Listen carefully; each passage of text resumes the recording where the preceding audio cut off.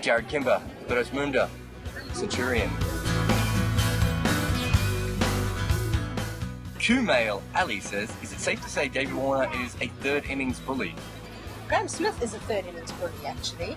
I did not expect you to say that. Is it? More of a fourth innings bully, actually, because he's more of the guy that's going to come in and finish off and stand tall when everyone else is falling. But David Warner's got an average of 50 in third innings, so... 3 Ashes tests in this one, where he's come in where Mitchell Johnson has blown everyone away. In the first innings, other people have made the runs, and he just comes in and cashes in. I mean, today, he probably didn't deserve to cash in at any stage, Absolutely. but he's done it again. St. Aubrun says, the batsman managed Shoaib Akhtar, Brett Lee bumpers at 160 kilometres an hour. These days they can't play Mitchell Johnson at 150. Has batting quality fallen? Speed guns have just got more accurate. I think that's a fair point. And I also think that Brett Lee and Shoaib Akhtar, their actions are just a bit more normal. Yeah. And I think they're just different to pick up. And there's such a thing as a heavy ball.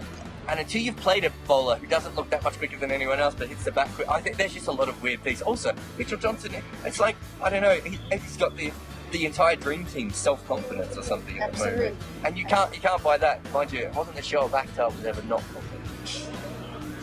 The two-eyed bugger says, so what do you guys think? Is Australia a better team than South Africa at the moment? At the moment, absolutely. Well, in this test they are. How can they not be? 4 million runs in front after 3 days of cricket. Depends how long the moment is, I guess, if we're going to take a longer assessment. How long is the moment? So our moment is going to be really short, but we could extend it to cover all 3 tests and then give you an answer at the end. Yeah, but it's a hard thing to call. I mean, if you look at it right now, it's impossible to see how South Africa can come back, but that doesn't mean they can't. Batting with Rhubarb says, should SA have replaced Callis with a batsman, played 4 seamers and used Dumini as a sole spinner?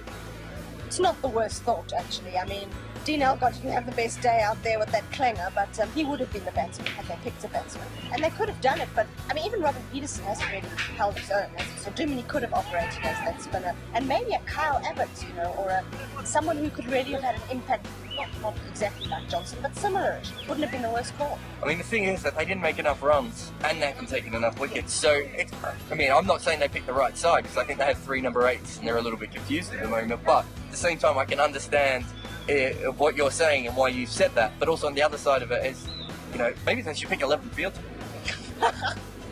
Oliver Mackey says, what have you two made of Alex Doolan thus far? I was really impressed with his sort of temperament and composure, because he came in just when Dale Staincliffe got going. Yeah. And just to have withstood that was really impressive. He may not end up averaging 50 over 70 tests or something, but I'd be disappointed if he didn't at least give himself a really good chance, because he clearly can bat, and he's got the composure. Some of the shots he played today, especially when he just said to Peterson, I know you've got a long run out, but I want to hit a 6 now, and just came down the wicket and smashed him.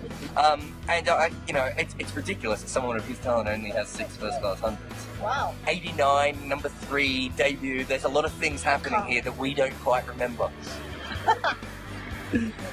Hassan Chima says... Again? I know, it's my fault. I think I like this one, though. Can we expect SA to bounce back, or are Australia going to roll them over just like England in the Ashes?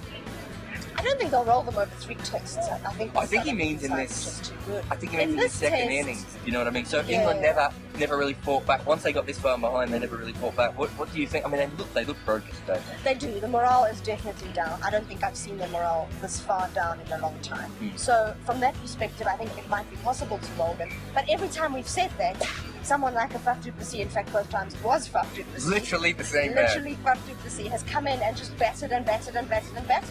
If he decides in the morning, I'm going to bat all day, he might bat all day. Yeah, his only problem is he's never done it on a wicket that's behaving like this. If he does it on this wicket, I would give him half the country. Bimal Milwani says, South Africa had never looked this shoddy before. Is this the start of the end of their reign as the top test team? No, they look the shoddy every time they played Australia at home, I think. They do seem to have a struggle at some point against Australia. It's just come really early in the series. Yeah. I don't think it's the start of the end, because even if they lose 3-0, they're still going to stay number 1. So the way I looked at it was, originally I thought India did really well against South Africa. Since then, India haven't done so well against New Zealand. And although today they did quite well. And I'm starting to think that maybe South Africa is the one who's dropped off a little bit.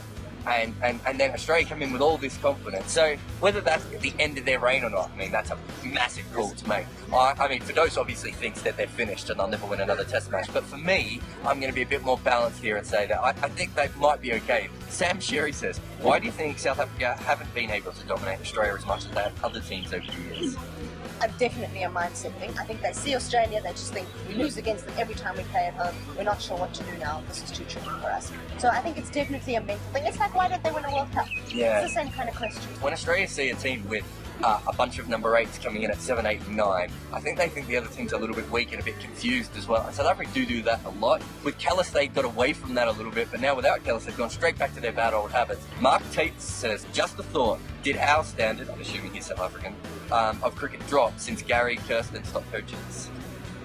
It's a tough one. I mean, if you have to just take it on a results basis, you'd probably say yes. But at the same time, so many other things have changed as well. Jacques Callis' form has dropped, now he's retired, so that would have been one factor in it as well. So I think that Gary Kirsten gets a lot of credit, but I don't think people understood just how brilliant he was. I mean, he took India to number 1 in the world when they did not have a very good bowling attack. He then came straight to South Africa and took an underperforming team, straight away made them a brutal team, really.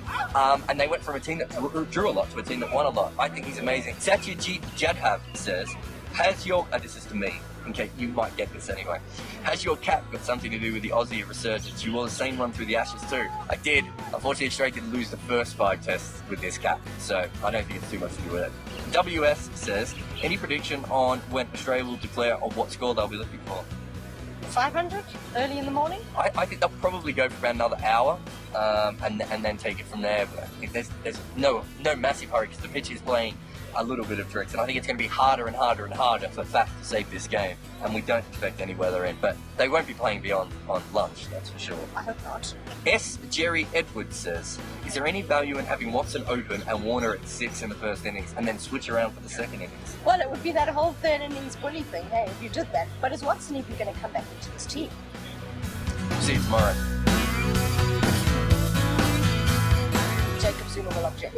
Well, he may not. If he understands difficult pitches.